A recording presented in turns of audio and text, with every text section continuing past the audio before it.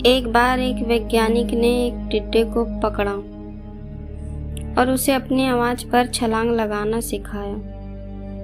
वैज्ञानिक टिड्डे से कहता, कूदो। टिड्डा उसकी आवाज सुनते ही जोर से छलांग लगा देता।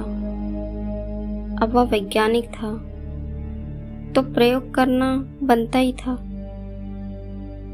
उन्होंने टिड्डे की छलांग पर प्रयोग किया। वैज्ञानिक ने उसकी एक टांग तोड़ दी और फिर बोला, कूदो। अब टिड्डे की छलांग दूरी कम हो गई।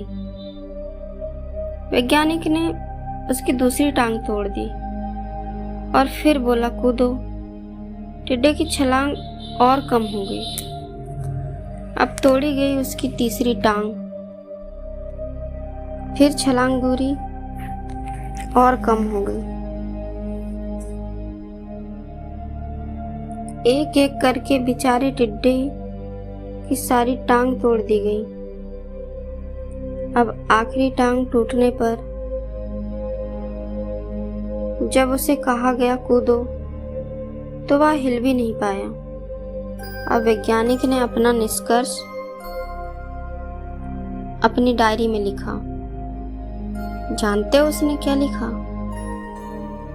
जब टिड्डे की एक टांग तोड़ी गई तो वह थोड़ा बहरा हो गया। जब उसकी दूसरी टांग तोड़ी गई तो वो और बहरा हो गया। हर टांग टूटने के साथ साथ वो और बहरा होता गया और सारी टांग टूटने के बाद वह बिल्कुल ही बहरा हो गया। अब जोर जोर से चिल्लाने का भी उस पर कोई असर नहीं होता। वो तो अपनी जगह से हिला तक नहीं, छलांग लगाना तो दूर की बात थी। दोस्तों, इस कहानी को सुनकर सभी को ऐसा ही लग रहा है ना कि क्या मूर्ख वैज्ञानिक था।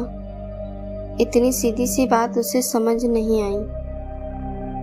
या कुछ लोग ये भी सोच रहे होंगे कि ये तो किसी बच्चे को भी पता है कि टिड्डे की छलांग उसकी टांग टूटने की वजह से कम होती जा रही थी, ना कि वह बहरा हो गया था। दोस्तों, हम सभी जीवन में कई बार ऐसे ही मूर्ख बन जाते हैं। कई बार जीवन में दो घटनाएं एक साथ ऐसे घटती हैं कि उनका एक दूसरे से कोई संबंध नहीं होता, फिर भी ऐसा लगता है कि गहरा संबंध है। कभी कभी दिखता कुछ और है लेकिन समझ कुछ और आता है और वास्तव में होता कुछ और ही है।